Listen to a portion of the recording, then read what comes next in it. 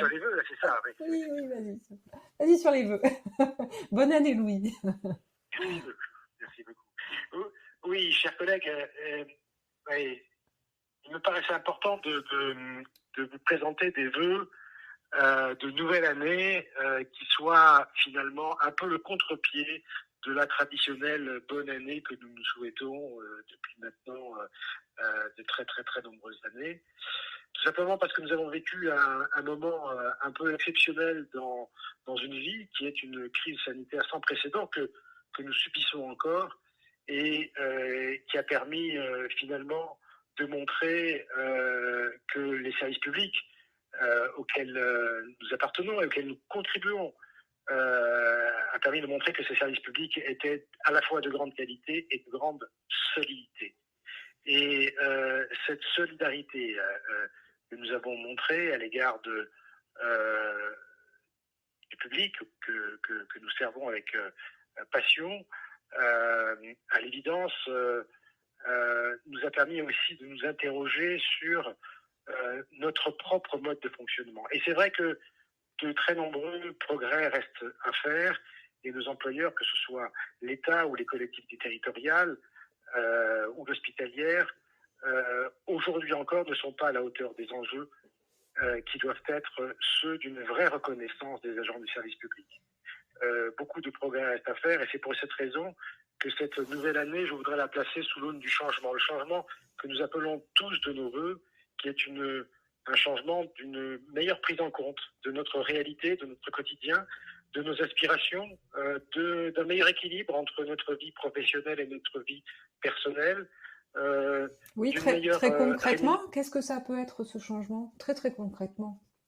Ça peut être une meilleure rémunération de notre activité et de ne pas être sur des régimes qui soient très contraints et qui nous amènent à avoir la fonction publique la plus pauvre des pays européens.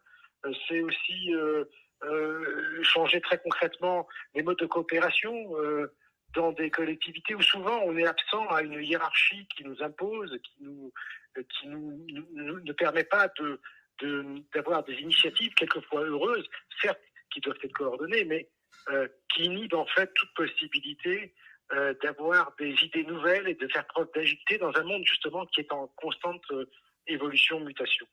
Et puis c'est également la question qui est liée à notre environnement et à notre professionnel et à nos conditions de travail sur lesquelles il nous faut agir. Et il nous faut agir non pas simplement dans le cadre d'une résistance à quelque chose qui nous serait fait comme étant une fatalité. Le contraire, que nous soyons, nous, en capacité, nous, agents des collectivités et des organismes associés, en capacité de faire des propositions très concrètes et qu'on puisse les discuter. Et ça se fait dans le cadre d'accords qui peuvent être passés par des grandes organisations syndicales. Et nous appelons de nos voeux un SNT, un syndicat national et territoriaux, beaucoup plus fort, beaucoup plus nourri par des forces vives que représentent aujourd'hui les agents des services publics.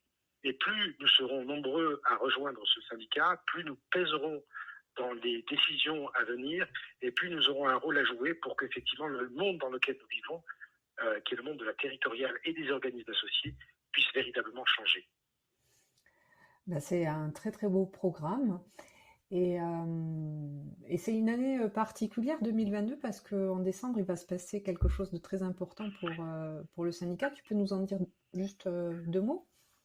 Alors, 2022, c'est une année charnière. 2022, c'est une année où en décembre, nous serons appelés à voter chacun d'entre nous pour nos représentants. Alors, on peut choisir la voie de la facilité, c'est de ne pas aller voter. On peut aussi choisir la facilité qui est celle de voter pour des forces traditionnelles qui, jusqu'à présent, certes, se sont beaucoup opposées, mais n'ont pas produit grand-chose de constructif. Il est désolant de le constater. On peut aussi se dire, oui, je veux m'engager, je veux changer les choses, je veux être acteur du changement. Parce que le monde que je veux, c'est un monde qui ne changera que si moi-même je change de posture. Et pour changer de posture, la meilleure façon de faire, de mon point de vue, c'est d'adhérer au SNT, c'est de créer des sections locales dans toutes les collectivités, dans tous les organismes associés des collectivités territoriales, et de faire en sorte que le SNT ait une voix beaucoup plus forte, beaucoup plus puissante, de telle manière à ce qu'ensemble, nous puissions constituer et contribuer à changer notre environnement. Alors, ces élections professionnelles, c'est en décembre 2022. Nous souhaitons être prêts avec vous, pour vous, les agents de la territoriale. Et au SNT, nous avons un slogan qui nous tient beaucoup à cœur et qui est « Ensemble et pour tous ». Et c'est véritablement ce que nous souhaitons pour tous nos collègues. D'accord. Concrètement, si j'ai envie de participer à cette belle aventure, comment je peux faire? Est-ce qu'il y a un contact par région, un contact national, un mail? Comment on peut faire pour participer? Alors, concrètement, on tape l'adresse. Si on a accès à Internet, on tape l'adresse de notre site et on trouve toutes les informations. Et d'ailleurs, pour être très précis, l'adresse de ce site peut s'écrire sur le lien du podcast. Oui, il y est. Oui, il y sera. Eh ben, c'est snt-cgc.fr. www.snt-cgc.fr.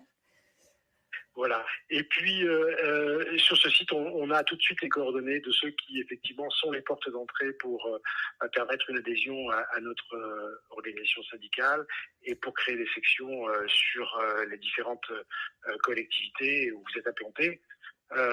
C'est vraiment une année qui est décisive. Si on ne saisit pas cette opportunité, on regardera passer le train. Et on ne sera pas dans les wagons. Voilà. Ok.